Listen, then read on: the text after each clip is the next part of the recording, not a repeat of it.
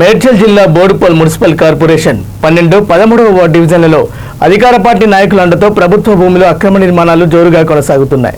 అక్రమార్కులకే వంతపాడుతున్న revenue అధికారులు ప్రభుత్వ భూముల ఆక్రమణ దందా కొనసాగుతుంది. బోడుపల్ బీఆర్ఎస్ పార్టీ ప్రధాన కార్యదర్శి మీసాల కృష్ణ 12వ డివిజన్ ఇన్ఛార్జ్ చంటి శ్రీనివాస్ ఆధ్వర్యంలో డివిజన్ నాయకులతో కలిసి ప్రభుత్వ భూముల అక్రమాలపై విలేకరుల సమావేశం ఏర్పాటు చేశారు. ఈ సందర్భంగా వారు మాట్లాడుతూ ఎక్కడ ఖాళీ జాగా కనిపిస్తే అక్కడ అక్రమార్కులు వాలిపోతున్నారు. ఫిర్యాదులు వస్తేనే గానీ అధికార యంత్రాంగం పట్టించుకోకపోవడంతో కోట్ల విలువైన స్థలాలు పరాధీనమవుతున్నాయని ఆవేదన వ్యక్తం చేశారు. సర్వే నెంబర్ 63/28 నుండి 63/39 వరకు గల గౌతమ్ నగర్లోని ప్రభుత్వ భూమిలో కొందరు అధికార పార్టీ నాయకులు కుమ్మక్కై కబ్జాలు చేస్తున్నారని ఆరోపించారు. గౌతమ్ నగర్, దేవేందర్ నగర్, అంబేద్కర్ నగర్, రాజీవ్ నగర్ కాలనీలలో వేల గజాల స్థలాలను కబ్జాలు చేస్తూ బహిరంగానే అమ్మకాలు చేస్తున్నారు. వీటిపై బీఆర్ఎస్ పార్టీ తరపున ఎన్నోసార్లు అధికారులకు ఫిర్యాదు చేసిన అధికార పార్టీ నాయకులకు తలొగ్గి పట్టించుకోవడం శోచనీయమని అన్నారు. ప్రభుత్వ భూములపైన చేసే కబ్జాలను ఖండిస్తున్నామని, దీనిపై అధికారులు త్వరితగతిన స్పందించి తగిన చర్యలు తీసుకోవాలని విజ్ఞప్తి చేశారు. లేని ఏడల మేము MRO office, RDO office, collector ఆఫీస్లో ధర్నా కూడా మేము పూనుకుంటాం. మా పార్టీ తరఫున పెద్ద ఎత్తున ధర్నా చేయడానికి కూడా ఉంటాం. మేము గత 5 సంవత్సరాలలో గౌరవ రాష్ట్ర మంత్రివర్యులు, మాజీ మంత్రివర్యులు మల్లారెడ్డి గారి పీరియడ్లో మేము ఒక 20 ఎకరాల జాగా ఆయన తీసినాం. దానికి మాత్రం ఇదే కాంగ్రెస్ ప్రభుత్వం 1,50,00,000 పెట్టి ఫినిషింగ్ వేస్తుందంట, ఆడ వేస్తుందంట. ఇవి మాత్రం అక్రమంగా కట్టిస్తారంట. ఇదే న్యాయం? ఆడొక న్యాయం ఉంటుంది. ఇదే లేఅవుట్లో 20 ఎకరాలు తీసిన దానికేమో ఫినిషింగ్ వేస్తారంట వాళ్ళు. దీనికి మాత్రం అక్రమాలకు కట్టిస్తారంట. మీ ఎదురుగా చూడండి ఎన్ని గోడలు ఎన్ని కట్టిరు. 100 గజాలని వాళ్ళ సొంత రాజ్యం లేక.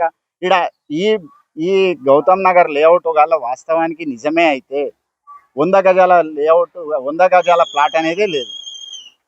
అన్ని 300 గజాల ప్లాట్లు దానిపైననే ఉన్నాయి. మరి 100 గజాలు ఎట్లా వస్తున్నాయి, 50 గజాలు ఎట్లా వస్తున్నాయి, 60 గజాలు ఎట్లా వస్తున్నాయో ఈ ప్రభుత్వంలో ఉన్న ఆఫీసర్లు ఈ అక్రమాలు ఎవరు చేస్తారో దాన్ని నిరూపించాలని మేము కోరుతూ, ఖచ్చితంగా మీ తరఫున మేము ఒకటే చెప్తున్నాం, ఇది కాంగ్రెస్ పార్టీకి కూడా చెంపదెబ్బగానే అవుతుంది. ఎందుకంటే అక్రమాలను ప్రోత్సహిస్తున్న పార్టీగా అది అవుతుంది. ఎందుకంటే మేము 10 ఏళ్ళు వీడు అక్రమాలు చేయలేదు. ఇప్పుడు వీళ్ళేమో ఈ 3 నెలల్లో అక్రమాలు ఘోరంగా జరుగుతున్నాయి. అధికార పార్టీ నాయకుల కనసైగలు అయితేనే నడుస్తుంది, లేకుంటే ఆఫీసర్లు ఎందుకు కూలుకుంటారు? ఆఫీసర్లు అయితే ఉండరు కదన్న.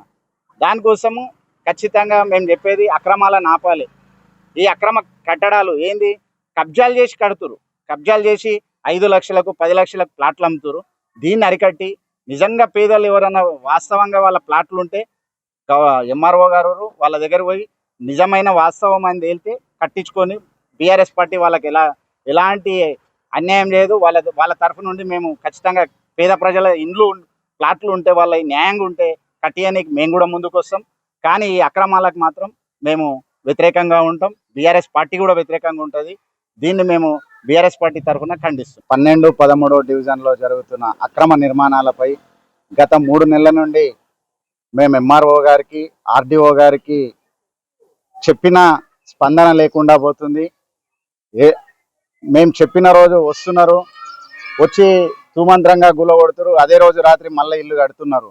అక్రమాలకు గవర్నమెంట్ అధికారులకు ఏమి ములాఖత్ ఉందో మాకు తెలియటం లేదు. కాబట్టి గత 10 సంవత్సరాలు మేము అధికారంలో ఉన్నప్పుడు ఏ ఒక్క అక్రమ నిర్మాణం, అది ఎవరు చెప్పినా, కాంగ్రెస్ పార్టీ చెప్పినా, బీఆర్ఎస్ పార్టీ వాళ్ళు చెప్పినా, బీజేపీ వాళ్ళు చెప్పినా, లాస్ట్కు సిపిఎం సిపిఐ వాళ్ళు చెప్పినా ఇక్కడ అక్రమ నిర్మాణం జరగకుండా చర్యలు తీసుకుంటుండే. మా పార్టీ అంత నిబద్ధతగా పనిచేసింది. ఇప్పుడున్న కాంగ్రెస్ పార్టీ ఇవాళ మేము చెప్పిన సాయంత్రానికే మళ్ళీ ఇండ్లు కట్టిస్తున్నారు. ఇండ్లు కట్టిస్తే ఆఫీసర్లను అడిగితే ఏం చేయాలి సార్, అడగ మేము కూలగొట్టి వస్తున్నాం, కడతనేవారు మళ్ళా అని చెప్పి. దానికి ప్రోత్బలం ఇస్తున్న కాంగ్రెస్ పార్టీ నాయకుల, మరి ఇంకెవరు? అధికార పార్టీ నాయకులు ఉంటేనే ఆఫీసర్లు భయపడతారు, వేరే వాళ్ళకైతే ఎవరికి భయపడరు. కాబట్టి మొన్న ఈ ఫిబ్రవరి 1 తారీఖు నుంచి ఇలా 11వ తారీఖు 2 సార్లు ఆర్డీఓ గారు వచ్చారు ఇక్కడికి. 2 సార్లు ఆర్డీఓ గారు వచ్చినాక కూడా ఇండ్లు అట్లానే నిలబడిపోయినాయి. ఆయన వచ్చిన రోజు తుమంత్రంగా గులవుతుంది. ఆయన వచ్చి 3-4 రోజులు, శనివారం నాడు కూడా వచ్చి ఆర్డీఓ గారు వచ్చిపోయారు. ఆయన ఒక్క ఇల్లు గులగొట్టలేదు, అంటే గులగొట్టలేదు. నిన్న మొన్న అక్రమాలు జరిగిన ఇండ్లు కొట్టలేదు. ఆరు నెలల క్రితం 7 నెలల క్రితం కట్టిన ఇండ్లను మాత్రం గులగొట్టారు. ఒక 6 నెలలు 7 నెలల క్రితం కట్టిన ఇండ్లను మాత్రం 2 ఇండ్లను గులగొట్టిపోయారు. అంటే ఆర్డీఓ గారు వచ్చి 2 ఇండ్లు గులగొట్టాలని వాళ్ళు రాసుకున్నట్టు ఆ 2 ఇండ్లు గులగొట్టారు. రెగ్యులర్ జరుగుతున్న అక్రమాలు మేమేమంటున్నాం, ఈడ నిజంగా ఎవరైనా అప్పుడు 60 ఈ లేఅవుట్ చేసి 78 80లోనో చేసిరా లేఅవుట్, అప్పుడు కొన్నోళ్ళు ఎవరైనా కట్టుకుంటే మాకు ఎలాంటి అబ్జెక్షన్ లేదు. ఈడ కొంతమంది దళారులు, అది కాంగ్రెస్ పార్టీ బీఆర్ఎస్ పార్టీ అని మేము అంటలేం, ఎవరైతే దళారులు ఉండి అక్రమంగా జాగాలను కబ్జా చేసి కట్టిస్తారో వాళ్ళ మీద మేము చర్యలు తీసుకోవాలని కోరుతున్నాం బీఆర్ఎస్ పార్టీ తరఫున. ఎందుకంటే పేద ప్రజలకే అమ్ముతారు, మళ్ళీ పేద ప్రజలే బాధలు పడుతారు. ఈ దళారులు అమ్ముకుంటారు, సపరేట్గా వెళ్ళిపోతారు. దీన్ని మేము అందరం ఖండిస్తున్నాం. ఖచ్చితంగా మీరు ప్రజలకు ప్రభుత్వానికి వారధిగా మీ బాధ్యత కూడా ఉంటుంది. ఈడ జరుగుతున్న అక్రమాలపై మీరు కూడా గలమెత్తండి, మీ పెన్నులకు పదం పెట్టి రాయండి. ఖచ్చితంగా ఆఫీసర్లు కూడా దిగి రావాలి. ఈడ 10 ఏళ్ల నుంచి లేని అక్రమాలు ఈ రోజు ఎందుకు జరుగుతున్నాయి? ఈ గత జనవరి నుంచి ఇప్పటి వరకు ఈ 2 నెలలలో ఈ 3వ నెలల ఘోరంగా విపరీతంగా జరుగుతున్నాయి. ఇక్కడనే గవర్నమెంట్ స్కూల్ ఉంది, ఆ గవర్నమెంట్ స్కూల్ వెనకాల ఒక దగ్గర 1 ఎకరం ల్యాండ్ ఉంది. అది ప్రభుత్వానికి మేమేమన్నాం, పార్టీ తరఫున స్కూల్కే ఇయ్యూరి, ఆ స్కూల్లో వాటర్ ట్యాంక్ పెట్టిరు, స్కూల్ పిల్లలు ఆడుకోనికి ప్రాబ్లం అవుతుంది అని చెప్పి గత ప్రభుత్వం మా బీఆర్ఎస్ ప్రభుత్వం ఉన్నప్పుడు కూడా మేము చెప్తే తీర్మానం చేస్తామన్నారు. దానికి తీర్మానం చేసలేరు ఇప్పుడు వచ్చిన ప్రభుత్వం కానీ ఇప్పుడు వచ్చిన నాయకులు కానీ. దాన్ని 50 గజాలు 5 లక్షల లెక్క 15 మందిని తయారు చేసిరాడు. మరి ఆ 5 లక్షలు ఎవరికి ఇస్తారు? ఆ 15 ప్లాట్లు ఎవరికి అమ్ముతారో మాకు అర్థమైతే లేదు. ఆల్రెడీ అమ్మేసిరు కొంతమంది, మేము మాకు పట్టాలు ఇచ్చారు, మేము కట్టుకుంటున్నామని చెప్తారు. రాత్రి గూల కొడితే పొద్దున వరకు మళ్ళీ గుడిసెలు అవుతున్నాయి. ఇది పాలకుల అసమర్థన. అధికార పార్టీలో ఉన్న వజ్రేష్ యాదవ్ గారు ఈయనే ఉంటున్నారు, ఆయనకు తెలుస్తలేదా ఈ అక్రమాల గురించి? మరి ఎందుకు వాళ్ళని ఆయన అరికట్టలేకపోతుండు? ఆయన చెప్తే, ఇప్పుడు ప్రభుత్వం అలా చేతుల్లోనే ఉంది, ఆయన చెప్తే ఖచ్చితంగా ఆఫీసర్లు వచ్చి అక్రమాలను అయితే ఆపగలుగుతాడు కదా, ఎందుకు చెప్పలేకపోతుండు? ఊర్లో ఉన్నాడు కదా, ఊర్లో ఉండి అక్రమాలను తీసేపిస్తే అయిపోతుంది కదా. కళ్ళారా చూస్తుంటే రేపు శ్మశాన వాటికల కాడ కబ్జాలు, రోడ్లు కబ్జాలు, ఉన్న ఖాళీ స్థలాలన్నీ కబ్జాలు అయిపోతుంటే రేపు భవిష్యత్ తరాలకు ఏమి ఇస్తాం మనం? దానికోసం ఖచ్చితంగా కాంగ్రెస్ పార్టీ వాళ్ళు ముందుండి ఈ అక్రమ నిర్మాణాలను ఆపాలి. అది వజ్రేష్ యాదవ్ గారికి మేము విన్నపిస్తున్నాం. ఖచ్చితంగా మీరు అధికార పార్టీలో ఉన్నారు కాబట్టి ఈ 12, 13వ డివిజన్లో జరుగుతున్న అక్రమాలపై మీరు శ్రద్ధ వహించి ఖచ్చితంగా ఈ అక్రమాలను ఈ రోజు నుంచైనా ఫుల్ స్టాప్ పెట్టాలని మేము కోరుతున్నాం. దీన్ని మాత్రంగా కేసు పెట్టి వదిలేస్తున్నారు. 1-2-3 జైలు పంపిస్తే కానీ పేద ప్రజలు ఇబ్బంది పడే అవసరం, పేద ప్రజలు ఇబ్బంది పడుతున్నారు. వాళ్ళు కాయ కష్టం చేసుకొని 10 సంపాదించుకొని తీసుకొచ్చి ఈ దళారుల చేతిలో పెట్టి మోసపోతున్నారు. దళారుల వల్ల చాలా ఇబ్బంది పడుతుంది. ఈ దళాలను అరికట్టాలి, కట్టే వాళ్ళని కాదు, ఇక్కడ అమ్మే వాళ్ళని వాళ్ళపైన కేసు పెట్టాల్సిందిగా కోరుతున్నాను. ఇది ముఖ్యంగా దీనిపైన ఇక్కడ స్థానికంగా ఉన్నటువంటి మన ఇన్ఛార్జి వజ్రేష్ యాదవ్ గారు కూడా ఆలోచన చేసి వీళ్ళని అరికట్టాల్సిందిగా కోరుతున్నాము. ఈ కార్యక్రమానికి ముఖ్య విషయం ఏంటంటే ఇక్కడ జరుగుతున్న గత 10 ఏళ్ళు మా ప్రభుత్వం అంటే బీఆర్ఎస్ ప్రభుత్వం ఉండి మేము కాపాడుకుంటూ వచ్చినాం. ఇప్పుడు కాంగ్రెస్ ప్రభుత్వం వచ్చి కొత్త ప్రభుత్వం వచ్చిన తర్వాత అందులో అధికారం అయిపోయిన తర్వాత, కార్పొరేటర్ వ్యవస్థ అయిపోయిన తర్వాత ఈ 2-3 నెలల నుంచి విచ్చలవిడిగా అక్రమ కట్టడాలు జరుగుతున్నాయి. ఈ అక్రమ కట్టడాలు ఎవరు చేస్తున్నారు, ఎందుకు చేస్తున్నారో తెలియాలి.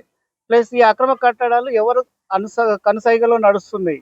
మేము ఎన్నిసార్లు కంప్లైంట్ ఇచ్చినా ఇక్కడ అక్రమ కట్టడం జరుగుతుందని చెప్పినా ఏదో తూతూ మంత్రంగా ఎంఆర్ఓ ఆఫీస్ నుంచి కానీ మున్సిపల్ ఆఫీస్ నుంచి కానీ ఏదో వచ్చి ఒక కిటికో డోర్ తీసేసి వెళ్ళిపోవడం జరుగుతుంది. మళ్ళీ యథావిధిగా మళ్ళీ నెక్స్ట్ డే అదే రోజు పోయిన గంటకి మళ్ళీ నిర్మాణం జరుగుతుంది.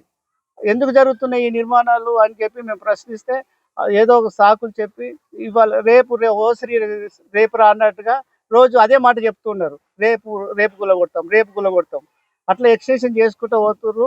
ఇది ఎక్కడన్నా ఒకసారి ఫుల్ స్టాప్ కావాలి. ఇది ఒక పేద కుటుంబాల నుంచి వచ్చి ఇక్కడ డబ్బులు పెట్టి కొనడం జరుగుతుంది. తక్కువ రేట్ అని చెప్పేసరికి కొనేస్తున్నారు, తర్వాత ఇబ్బంది పడుతున్నారు. అట్లా మా దృష్టికి చాలా వచ్చినాయి. ఇది నిజంగా కూడా సక్రమ అనేది అధికారులు చెప్పాల్సిన అవసరం ఉంది. అధికారులకు ఎన్నిసార్లు విన్నపించుకున్నా సైలెంట్గా వచ్చి కూలగొడతారు. వాళ్ళకు ఏమైనా ముడుతున్నాయా, మరి ముడతలేవా, దీని వెనకాల ఎవరన్నా ప్రోత్సాహంతో బెదిరింపుల వల్ల ఆగుతున్నాయా అనేది ఒకసారి ప్రభుత్వం దృష్టికి తీసుకెళ్లాలన్న ఉద్దేశంతో ఈరోజు మనం మీటింగ్ పెట్టడం జరిగింది. ఎన్నిసార్లు చెప్పినా ఇదే తంతగము. మేము 10 ఏళ్ళ పరిపాలనలో ఏ రోజు కూడా అక్రమాలు వీళ్ళు జరగలేదు. ముఖ్యంగా ఈ కొత్త గవర్నమెంట్ వచ్చిన తర్వాత, మరి ఈ పాలకవర్గం పోయిన తర్వాత ఇంకా విచ్చలవిడిగా అప్పుడన్నా మేము కొద్దిగా ఆపగలిగినాం, కానీ ఇప్పుడు ఆపలేని పరిస్థితిలో ఉంది.